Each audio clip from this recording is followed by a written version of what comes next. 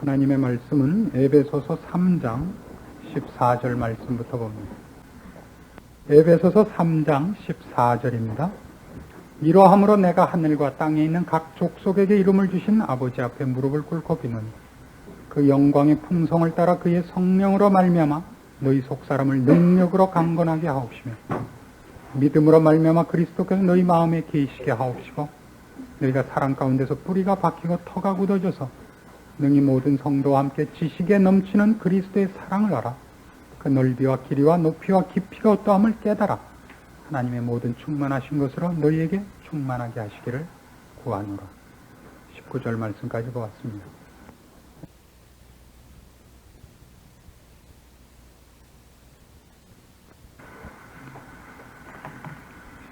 우린 지난 시간까지 여러 시간에 걸쳐서 에베소서 3장 14절 이하에서 19절까지 있는 말씀 중에 그 사랑의 넓이와 길이와 깊이와 높이에 관한 말씀을 생각했습니다. 하나님께서 우리를 향하신 사랑, 예수님께서 우리를 향하신 사랑이 얼마나 놀라운 것인가 하는 얘기들을 상고하면서 우리가 도대체 얼마나 대단한 사랑과 얼마나 높은 위치로 초대를 받고 있는가 하는 내용들을 깊이 생각해 보았습니다. 오늘은 이제 그것을 다 이제 일단 한번 거쳐온 걸로 전제를 해서 그 다음에 필요한 얘기들을 또 이렇게 정리를 해야 됩니다. 즉, 이 사랑에 관한 얘기가 사랑 그러면 보통 감성적인 것일 것 같은데 여기 보면 이 사랑에 관한 얘기가 지성적인 요소를 갖고 있는 것을 보게 된다 이겁니다. 이게 왜 그러냐 하는 것을 오늘은 좀 추적을 해야 됩니다. 18절 보시면 능히 모든 성도와 함께 지식에 넘치는 그리스도의 사랑을 알아. 거기 지식이라는 말이나 안다는 말이나 둘 다 조금 지성적인 요소가 게재되어 있는 것을 보게 됩니다. 더욱 그 넓이와 길이와 높이와 깊이가 어떠함을 깨달아 이런 말도 나오지. 그래서 그 두 절 가운데 지식에 넘친다는 말이나 사랑을 안다는 말이나 어떠함을 깨닫는다는 말 다 일종의 지성이 동원되는 요소가 있음으로써 사랑이라는 것이 무엇인가 이것을 어떻게 우리가 이해하며 획득하는가 하는 문제에 있어서 몇 가지 힌트를 주게 됩니다. 부정적인 요소로부터 우리가 접근을 해야 됩니다. 이런 부정적인 요소에서 접근해야 됩니다. 사랑을 느낌으로만 생각하시지 말아달라는 부정적인 요소입니다. 우린 사랑이라 그러면 어떻게 생각합니까? 사랑을 하면 새침 예뻐져요 아닙니까? 사랑을 하면은 예뻐져요. 사랑을 하면 잠이 안 와요. 문학적으로 표현하면 사랑을 하면 시인이 되죠. 그렇죠? 또 사랑을 하면 언제나 얼굴이 밝고 사랑을 하면 자기를 가꾸고 사랑을 하면 힘이 나고 사랑을 하면 어떤 날도 아름답게 보이는 법입니다. 사랑이란 그런 분명히 감성적인 요소를 가집니다. 사랑을 말하자면 지성적인 요소와 감성적인 요소로 나누자면 감성적인 요소가 더 많게 부각되는 것은 말하자면 언제나 감정과 이성을 놓고 비교를 하면 이성은 언제나 뿌리고 감정은 그 위에 피는 꽃이기 때문에 그렇습니다. 꽃이 없는 나무 그것도 살벌합니다. 뿌리 없는 꽃 그럼 무슨 꽃입니까? 그건 조화밖에 없습니다. 근데 특별히 신앙인들에게 있어서는 사랑이라는 단어가 등장을 하는 것 때문에 기독교가 사랑을 강조하는 종교 아닙니까? 그래서 뜻밖에도 기독교인들은 감성적인 신앙을 가지기가 일쑤입니다. 기독교인들이 갖는 이 신앙의 감성적인 그 편중은 상당히 심각할 정도입니다. 여러분 이런 생각을 해보십시오. 여러분이 예수를 믿고 신앙적인 생활을 하는 데 있어서 여러분이 내가 지금 올바른 신앙생활을 하고 있는가 그렇지 않은가를 구별할 때 무엇을 근거로 삼으십니까? 보통 자기 느낌을 기준으로 삼기 일수 아닙니까? 뭔가 마음이 캥기면 잘못한 거고 잘했다고 여겨졌을 때는 마음이 시원하고 흔쾌하지요. 그건 참 믿을 만한 것이 아니라는 걸 아셔야 됩니다. 즉, 지금 우리가 신앙생활을 제대로 하고 있는가 하지 않고 있는가를 확인하기 위한 기준으로서 말하자면 그런 느낌이나 기분을 동원해서는 안 되는 이유가 그것은 어떤 뿌리 위에 피는 꽃이지 뿌리가 아니기 때문입니다. 우리가 무엇이 맞는가 틀리는가를 확인하려면 꽃으로가 아니라 기준이 되는 것, 근거가 되는 것으로 확인을 해야 되는데 우리는 전부 누가 더 기쁜가, 누가 더 열정적인가로 판정을 내립니다. 제가 예전에 다니던 교회에서 한 분이 좀 예수를 설렁설렁 믿던 분인데 설렁설렁 믿는다는 게 뭔지 아십니까? 저도 지금 만들다 보니까 말이 이상했는데 하여튼 그래도 알겠죠. 저 설렁탕 먹듯이 술렁술렁인가? 술렁술렁은 하여튼 그렇게 믿던 분인데 이분이 병에 걸렸었습니다. 암에 걸렸는데 기도원에 가서 그 암이 나았습니다.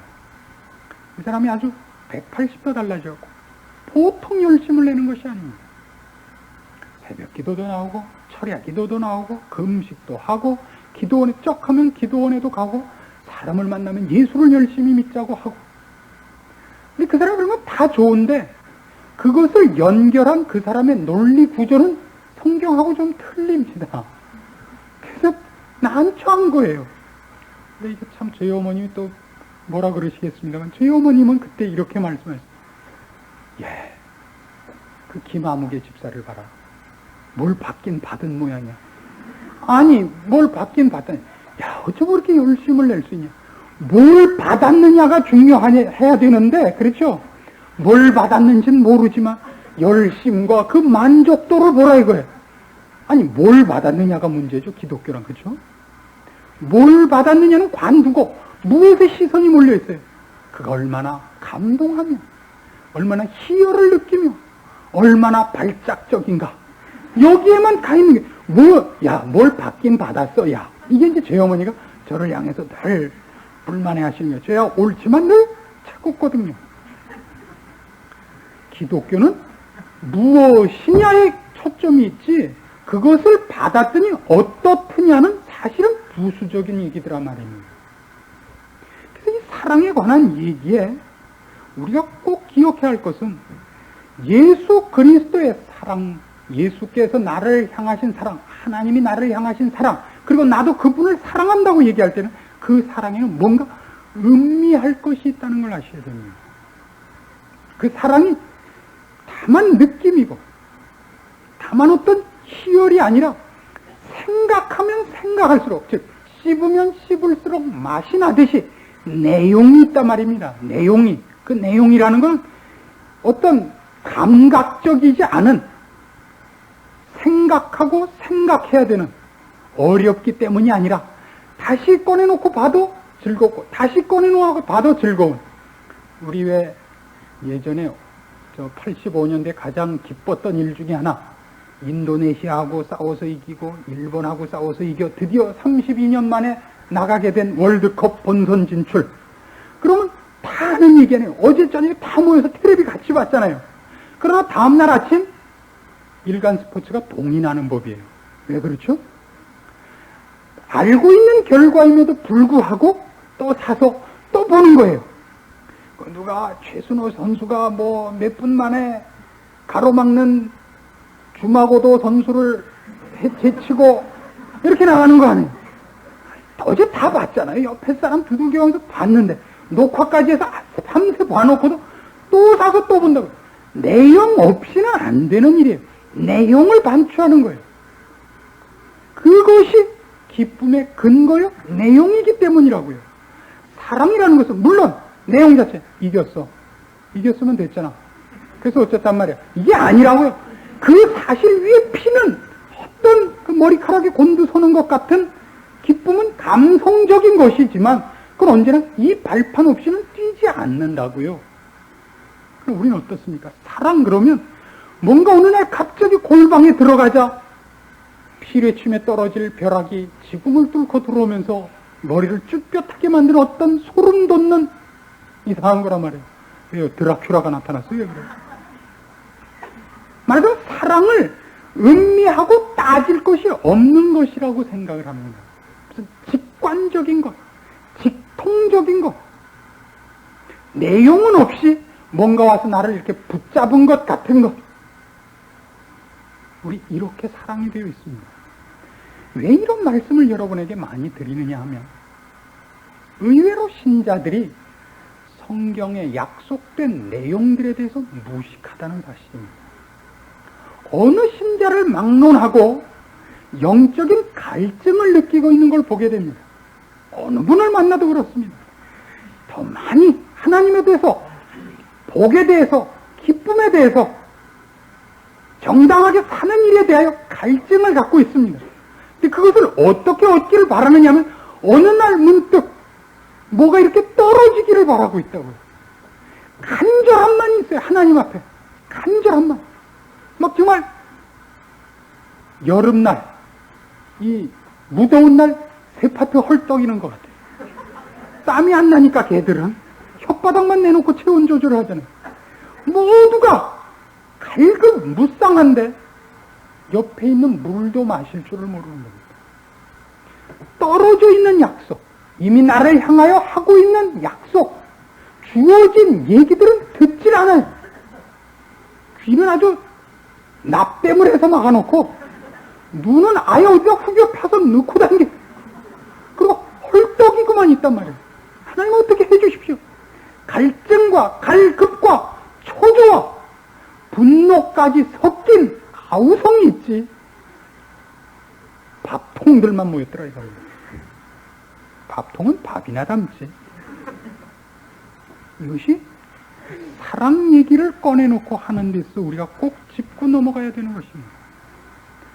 기독교가 사랑을 얘기하는 것 때문에 기독교가 얼마나 쉽게 지름길로 뛰려는 생각들을 갖게 되었는지도 모릅니다.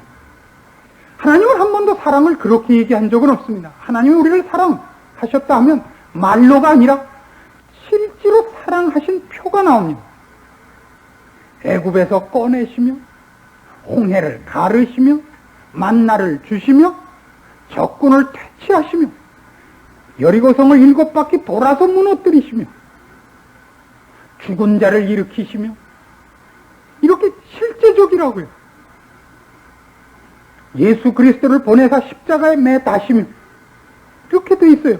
근데 그런 것들은 안 따지고 뭐라냐, 오늘 내가 욕심냈던 것을 안 해줬다고 다 아니라는 거예요. 우리 애들 기르다 보면 그런 일 있죠. 여태껏 부모님이 그렇게 사랑해서 그 많이 해준 것은 다 뭐와 비교가 되느냐면 오늘 내가 욕심낸 하나와 비교가 돼요. 낳아주고 길러주고 먹여주고 입혀주고 여태껏 잘해주고 지난번 한강에서 빠져서 죽으려고 그런 거 가서 꺼내준 것까지 다 합쳐서 오늘 내가 필요한 장난감 사는 2,000원 안 주면 여태껏 해준 거 다 무효인 거예요. 그럼 지난번에 뭐 한강에서 꺼내줬던 말았던 뭐 선생님한테 매 맞을 때 구해줬던 말았던 지금 필요한 건 다만 2,000원짜리 마징가 제트. 우리의 신앙은 그것 이상 아무것도 아닙니다. 하나님과 우리가 나눠야 되는 사랑이 이성적이라는 것은 바로 이런 차원에서 필요한 겁니다. 그분이 우리에게 요구하고 있는 사랑이라는 게 무엇이며 그분이 우리에게 깨우치기를 원하는 그분이 베푸신 사랑이 무엇인가를 영적인 수준에서 영적인 인격과 지성적인 차원에서 하나도 정리가 되어 있지 않아요. 언제나 사랑은 이걸로 확인되어 있어요. 내 욕심에 상대방이 굴복해 주는 것. 끊임없이 독재자예요. 네가 나를 사랑한다면 술집에 같이 가자. 이거 왜 불한당 놈들이 처녀 꼬실 때 하는 얘기 아니에요. 사랑한다며. 언제나 그거예요. 갈 수 없는 데를 가자 그러는 거예요. 거긴 안 됩니다. 그럼 날 사랑하지 않는 거지. 그런 왼수하고 사귀거든 다음 중에 몰래 길모퉁이에서 아주 권총으로 쏴 죽이세요. 그게 누구냐면 우리라고요. 우리는 하나님한테 끊임없이 그거래요. 악한 일을 하자는 거예요. 악한 일을. 그래서 그건 안 된다 그러면 나 사랑하시지 않는 거죠. 방금 말을 곧다우로 해요. 하나님의 사랑의 넓이와 깊이와 길이와 그 모든 것을 깨우치는 차원에서 우리는 얼마나 동떨어져 있는지 모릅니다. 또 하나 이런 차원에서도 생각하셔야 됩니다. 사랑을 한다는 것은, 그리고 사랑을 안다는 것은 마치 이런 것과 같다고 그럽니다. 설악산의 절경을 가장 잘 볼 수 있는 위치가 어디입니까? 설악산의 절경을 가장 잘 보려면 어딜 가면 제일 잘 보입니까? 일단 설악산에 가야 됩니다. 이렇게 간단한 질문도 대답을 못 하시니 뭐 아시는 게 있겠습니까? 설악산을 가야 됩니다. 설악산 어디쯤 가면 제일 좋습니까? 일단 대청봉에 올라가야 됩니다. 제일 높으니까. 제일 높은 데까지 올라가기 전에는 뭔가 시야를 가리는 게 있다는 생각을 해보십시오. 그렇죠?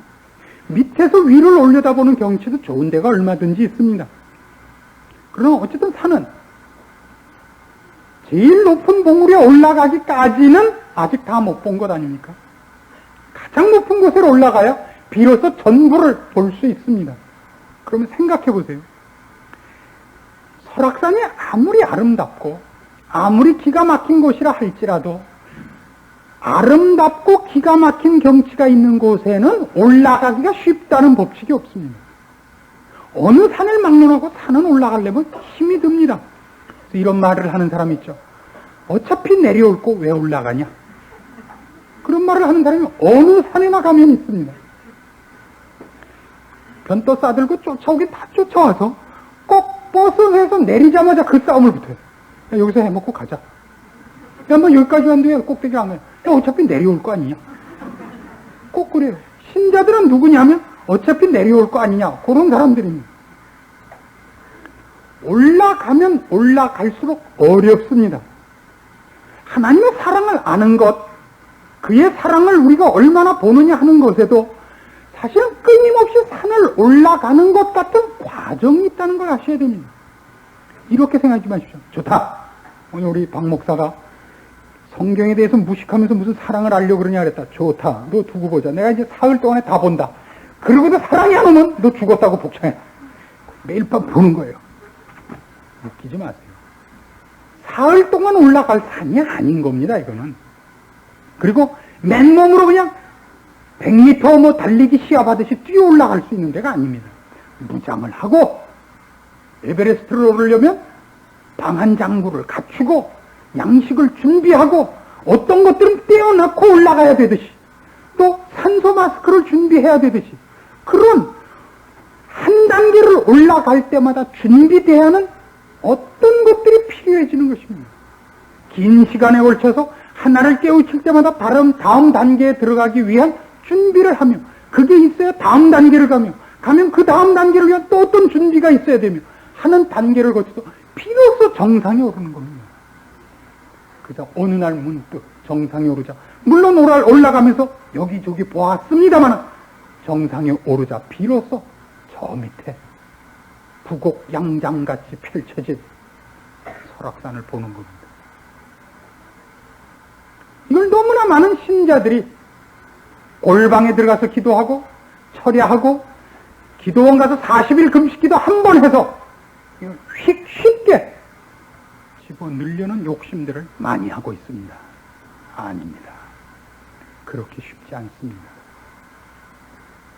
이제부터 전쟁하러 나가는 군인이 앞으로 한 1년 동안 전쟁하면서 언제 밥 해먹고 언제 변 보겠느냐 싶어서 일주일 휴가 내서 집에 와서 1년분 밥 먹는 것과 같습니다. 1년분을 먹으면 어떻게 됩니까? 옆구리도 삐지고 종아리도 이렇게 밥통같이 나오고 먹은 밥이 전부 그런 데 들어가 있어요? 그런 법이 어디 있어요? 터져서 돌아가시는 거지.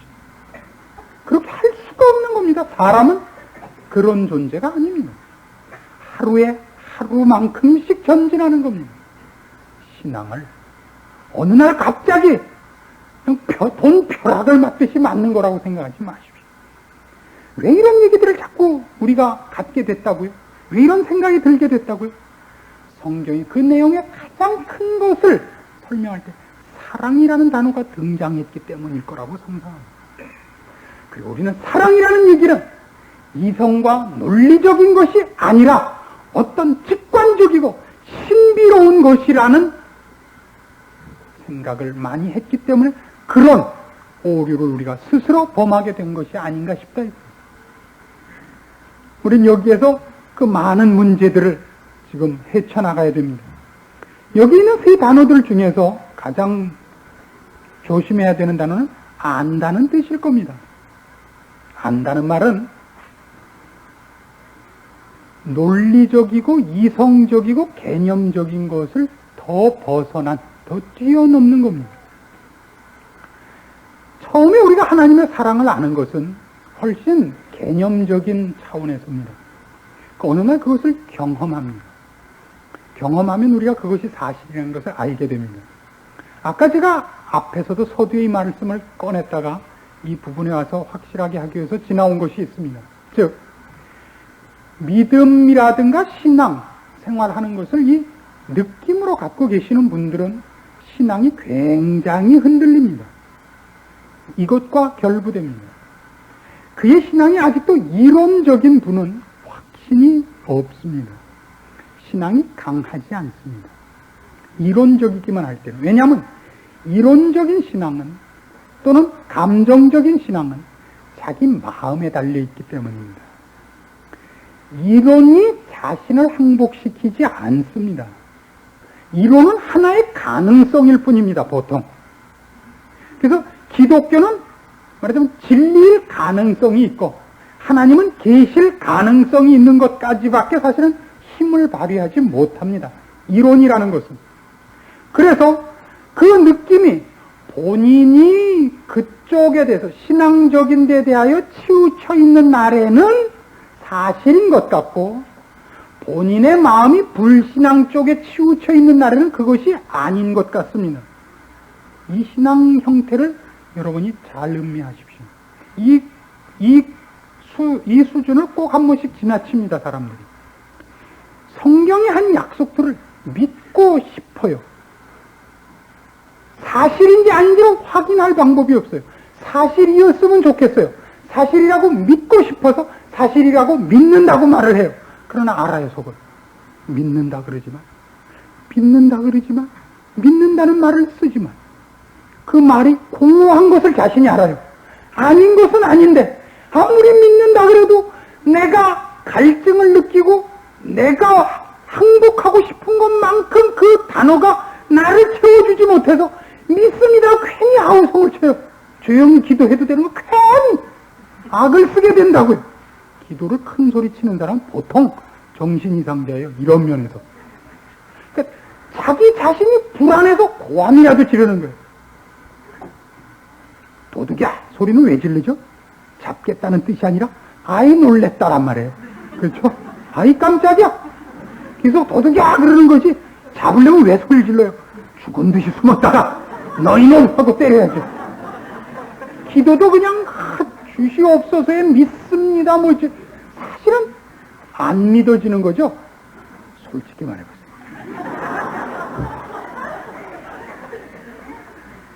어느 날 하나님께서 이것을 개인적으로 확인시켜주는 때가 없습니다. 신앙은 언제나 개인적인 비밀이 있게 마련입니다. 하나님이 나에게 확인시켜준 것들이 있습니다. 사랑이라는 것 말이죠. 공식적이지 않습니다. 사랑은 공식적인 건 아니라 사적일 수밖에 없는 것입니다. 몰래 와서 하는 거라고요. 개인적인 고백이 있어야 돼요. 아, 저 남자가 나를 사랑하는구나. 알아요.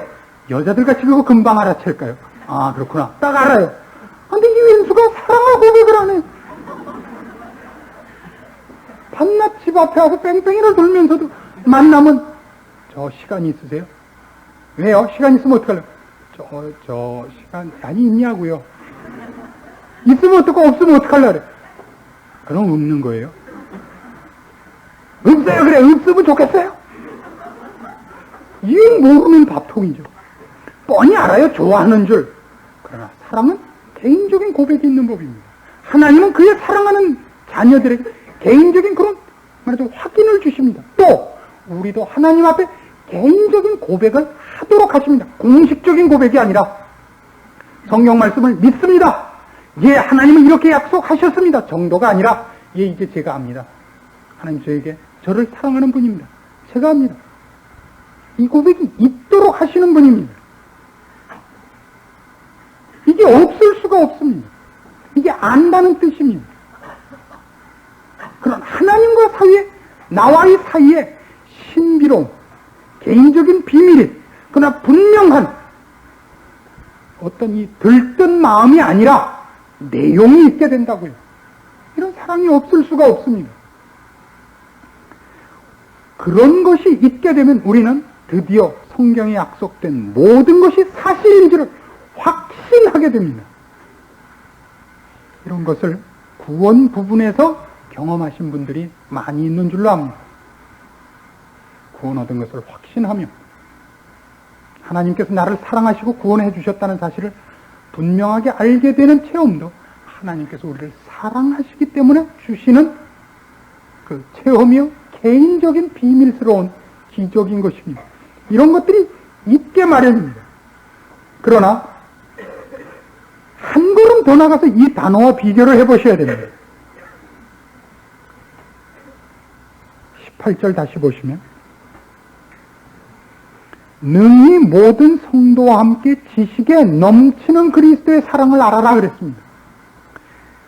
지식에 넘친다는 것은 결국 이제 하나님께서 우리와 관계를 하시며 우리에게 알게 하시며 우리를 항복시키시는 내용이, 그의 사랑이 지식적인 요소를 갖고 있지만 지성적으로 모든 것이 이해되는 수준을 벗어난다는 것을 기억해야 됩니다.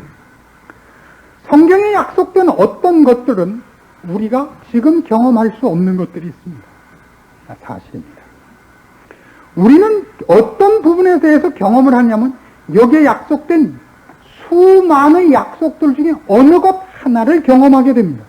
그래서 무엇을 하나 하면 오동잎이 떨어지는 것을 보고 온 천하에 가을이 온 것을 안다. 그런 뜻입니다. 하나의 사실을 개인적으로 하나님 앞에서 확인받고 우리는 나머지도 사실이며 진리이며 절대라는 것을 알게 됩니다. 그렇게 되어야지 이렇게는 되지 말아달라 이겁니다. 그가 경험한 것이 그 중에서 제일 중요한 것이라는 생각을 하지 마십시오. 하나님이 나에게 체험시켜 주시고 알게 하신 것은 소중한 것입니다. 그러나 나에게 확인시켜 준 것이 여기에 약속된 내용들 중에서 가장 중요한 것일 수는 없습니다. 가장 중요한 것이 아닌 것으로 우리를 확신시켜 주셔서 그것을 근거로 해서 나머지를 모두 갖게 하실 것입니다. 그게 성경의 필요성입니다. 왜 이 말씀을 드리느냐면 사랑이니 체험이니 하는 단어가 등장하면 우리는 이렇게 됩니다. 사랑이 말하자면 지성을 뛰어넘는 것이라는 생각 때문에 비상식적인 신비스러움으로 자기를 몰아갈 위험이 있는 것과 같이, 또 체험된 것이 성경 내용보다 우월하거나 성경 내용 중에서 가장 중요할 것이라는, 자기가 체험한 것이니까 체험한 것이기 때문에 자기에게 생생하고 중요한 것과 성경이 약속한 전 내용 중에 중심이 되느냐 하는 것과는 다르다는 사실, 이것을 정리할 줄 아셔야 됩니다. 그때 우리는 비로소 무엇을 알게 되냐면 하나님이 그리스도 예수 안에서 우리를 사랑하신 사랑의 넓이와 길이와 높이와 깊이를 알게 되는 겁니다. 내가 본 것은 그 중에 무엇 하나일 겁니다. 우리가 설악산을 왜 설악을 갔다 옵니다. 그럼 무슨 선녀탕에도 갔다 오고 저기 울산 바위도 갔다 옵니다. 그것만 봐도 대단히 아름답죠. 그래서 와서 잽니다. 야, 난 설악산 갔다 왔다 했더니 한 친구가 저 어디 보고 왔냐. 울산 바위도 갔다 오고 여기 선녀 비선대도 갔다 왔다. 그리고 차 타고 왔지. 그건 설악산의 시옷밖에 안 본 거다. 그럼 뭘 미루어 짐작해야 돼요? 안을 들어가면 어도 있고 니을도 있고 악도 있는 데구나. 나는 시옷만 보고 왔다는데 그나마 비선대하고 울산바위를 봤으면 둘 중에 하나만 봤으면 시옷의 한쪽 다리밖에 못 볼 뻔했구나. 감을 잡으셔야죠. 내가 본 울산바위가, 내가 본 비선대가 봐서 나한테 생생한 것과 그것이 설악산에서 가장 중요한 것이며 가장 아름다운 것이며 가장 핵심되는 곳이라는 그런 얘기는 아니더라 말입니다. 천불동 계곡을 거치고 그 안에 있는 모든 것을 보고 나오기까지는 우리는 아직도 설악산에 대해서 할 말이 없는 겁니다. 게다가 봄, 여름, 가을, 겨울 다 가봐야 돼요. 봄에 한 번 가보고 여름에 한 번 가본 것 같고는 설악산 설도 잘 안 됩니다. 그랬더니 이북에서 내려온 사람이 뭐라 그러죠? 설악산은 금강산에 되면 손톱 밑에 낀 때 같으대. 그러면 우리 산에 대해서는 말하지 말기로 하죠. 하나님께서 우리를 향하여 갖고 계시는 그의 사랑과 우리를 향하신 열심의 부요함, 풍성함이 얼마나 굉장한 것이냐. 그럴 때 우리는 우리 어떤 것을 체험했고 어떤 것을 알든 그것이 울산바위에 불과하고 비선대에 불과하다는 사실을 알게 됩니다. 우리는 아직 거기 다 들어가 볼 수 없었기 때문에 그것이 무엇이라고 사진 찍을 수 없고 꺼내놓고 설명할 수 없습니다. 그러나 아는 것 있습니다. 내가 비선대를 갔다 와보고도 까무러쳤는데 그 안에 있는 것은 그 친구가 나한테 입만 벌리고 그냥 한숨만 쉬다 간 걸로 미루어서 그 안을 얼마나 까무러치겠는가를 감히 상상하는 겁니다. 그리고 우리는 실제로 우리 신앙생활 속에서 한 걸음씩 주의 손에 이끌림을 받아 그 안으로 들어갈 수 있을 것이 약속되어 있습니다. 이것이 성경이 약속하는 것들입니다. 여러분들한테 권하고 싶은 건 이겁니다. 이 모든 일이 준비하고 열심을 내서 한 걸음씩 한 걸음씩 추적해야 된다는 것을 잊지 마십시오. 이 물론 기도해야 됩니다. 열심을 내야 됩니다. 말씀을 상고하시며 하나님의 인도하심을 구하시며 여러분의 삶을 살아가시면서 여러분에게 허락된 인생을 시간과 공간 속에서 매일매일 하나씩 무장되고 훈련되고 추적하고 실패도 하고 시행착오로 있고 하는 것들을 거치면서 하나씩 하나씩 올라가 드디어 도달하는 자리요, 드디어 보게 되는 것이요, 드디어 획득하는 것이라는 사실을 잊지 마십시오. 신앙이란 상당히 많은 부분에서 지성적입니다. 그리고 그것을 초월해야 되는 것입니다. 그것은 신비로운 것이로되 매일매일을 쌓아나가는 신비지 10년을 20년을 한꺼번에 뛰어넘는다는 의미에서 신비는 아닙니다. 우리의 상상을 뛰어넘는 풍성함과 아름다움과 높은 수준이라는 차원에서 우리는 그것이 신비스럽다 그러고 놀랍다 그러는 것일 뿐입니다. 우리가 도달할 수 없다는 의미에서 그러지는 않습니다. 도달할 것입니다. 우리의 능력으로가 아니라 우리를 향하신 그분의 사랑과 그의 인도하심과 능력 때문에, 그리고 우리를 향한 이 약속 때문에 그를 믿고 그의 이름으로 사는 모든 자가 도달할 지점이라고 성경이 약속하는 것입니다. 이 기대와 이 소망 속에서 여러분의 삶이 살찌워지고 힘이 난다면 신자의 생활은 행복할 수밖에 없다는 것을 확인하시기 바랍니다. 기도하십시다. 하나님 아버지 은혜를 감사합니다. 우리가 아버지 앞에서 얻은 바 복된 위치와 부름받은 소망의 자리가 얼마나 놀라운 것인가를 확인했습니다. 우리의 미련한 것을 용서하사 우리로 하여금 주께서 오늘도 우리를 부르시고 우리를 그 자리에 있게 하시기를 원하는 축복된 자리들을 눈을 뜨고 보게 하심으로 세상에 지지 않을 힘을 갖게 하시며 유혹에 빠지지 않을 자랑거리들을 소유케 하여 주시옵소서. 주께서 우리와 함께 하사 오늘도 우리에게 이 말씀을 허락하셨사오니 주의 말씀을 들은 심령들이 그의 삶 속에서 주의 약속을 따라 이끌어두며 승리하며 자신을 돌아보아 말씀 앞에 자신을 훈련하는 일들이 늘 연결되도록 힘주시고 함께 하사 승리케 하시옵소서. 예수님의 이름으로 기도합니다. 아멘.